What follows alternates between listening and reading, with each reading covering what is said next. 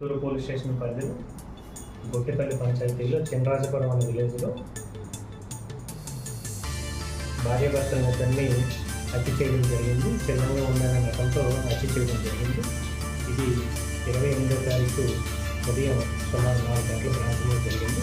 4 నెల 28వ తారీఖున దానిపైన హత్యకు గురైన వారి యొక్క కుమారుడు రిపోర్ట్ ఇచ్చిన దాని మీద కేసు నమోదు చేసి దర్యాప్తు చేయడం జరిగింది. దర్యాప్తులో భాగంగా ఈరోజు అదే గ్రామానికి చెందిన సవర కోటయ్య, ఆయన తండ్రి పేరు గోపయ్య అనే వ్యక్తిని అరెస్ట్ చేయడం జరిగింది.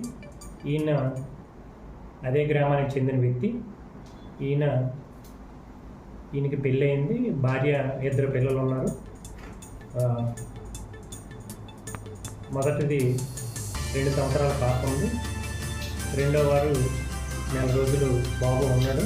ఈయనకి ఈ 2 సంవత్సరాల పాపకి పుట్టిన దగ్గర నుంచి కూడా ఎప్పుడూ అనారోగ్యంతో ఉంటూ ఉంది. ఈ అనారోగ్యంతో ఉన్న కారణం మీద ఈయన ఈ మూఢనమ్మకాలతో ఆ అనారోగ్యానికి గల కారణం ఈ చనిపోయిన ఎవరైతే సవర అల్లంగా మరియు సవర జ్యోతి భార్యాభర్తలు ఎవరైతే ఉన్నారో వాళ్ళిద్దరే కారణం అనేసి అనుకొని మొదటి నుంచి కూడా ఈ అపోహతో ఉండేవాడు. ఎప్పుడు కూడా బాగులేకపోయినప్పుడల్లా హాస్పిటల్కి తీసుకొని వెళ్తే తగ్గిపోవడంతో వారిద్దరే కారణం అనేసి వారిని ఎలాగైనా సరే చంపితేనే నా కుమార్తె ఆరోగ్యంతో ఉంటుంది, నాకు ఈ బాధల నుంచి నేను బయటపడతాను అనేసి ఎప్పుడూ అనుకునేవాడు. ఆ క్రమంలో సుమారు 10 రోజుల క్రిందట వాళ్ళతో గొడవ కూడా పడడం జరిగింది. మీరు ఇది ఆపకపోయినట్లయితే మీ అంత చూస్తాను అనేసి అనుకోని ఆ విషయం తెలిసి ఎవరైతే చనిపోయారో వాళ్ళ బంధువులు కూడా ఈయన్ని అడగడం జరిగింది.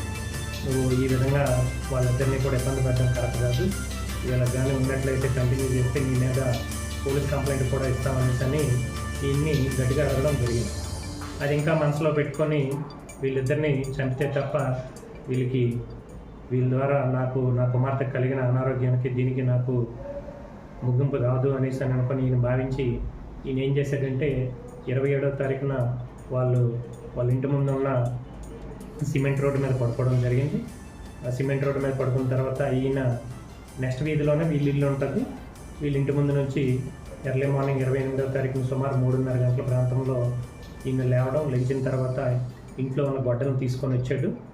గొడ్డలను తీసుకొని వచ్చి వీళ్ళ ఇంటి లోపలికి ఎవరైతే చనిపోయారో వాళ్ళ ఇంటి లోపలికి వెళ్ళి చూస్తే వాళ్ళ ఇంటి లోపల లేరు.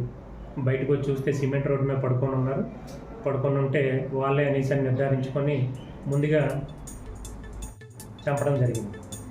ఆ తర్వాత ఎవరైతే వాళ్ళ భార్య పక్కన సవర జ్యోతి ఉన్నారో ఆవిడ పైన గొడ్డలతో దాడి చేయడం జరిగింది. ఆవిడ కేకలు వేస్తుందో పక్కనే ఉన్న సిమెంట్ రోడ్డుతో కూడా ఆవిడ ముఖంపై దాడి చేయడం జరిగింది. కరెక్ట్గా ఎక్కడైతే కింద నా తల్లిదండ్రులు పడుకున్నారో ఆ ఎదురుగా ఉన్న సవర సన్నాయి అనేసి అనే వ్యక్తి కొత్తగా ఆయన ఇల్లు కడుతున్నారు. ఆ మేడ మీద ఎవరైతే ఉన్నారో కుమారుడు పడుకోవడం జరిగింది. ఈ తల్లిదండ్రులు కేకలవిని ఉదయాన్న ఆ 4 గంటల సమయంలో ఈ కేకలవి వేస్తూ ఉంటే కుమారుడు పైనుంచి ఈయన చేసిన ఈ హత్యను చూడడం జరిగింది. చూసిన తర్వాత ఎక్కడైతే ఆయన చూసిన తర్వాత ఈయన కూడా చంపేస్తాడనేసి భయంతో ఆయన ఆ రేగులగూడ అనే గ్రామంలో వాళ్ళకి ఎవరైతే బంధువులు ఉన్నారో అక్కడికి వెళ్ళడం, ఆ బంధువులతో నిర్ధారించుకొని మన పోలీస్ స్టేషన్కి వచ్చి కంప్లైంట్ ఇవ్వడం జరిగిన దాని మీద దర్యాప్తులో భాగంగా ఈరోజు ఈ అరెస్ట్ చేసి కోర్టుకి తరలించడం జరుగుతుంది.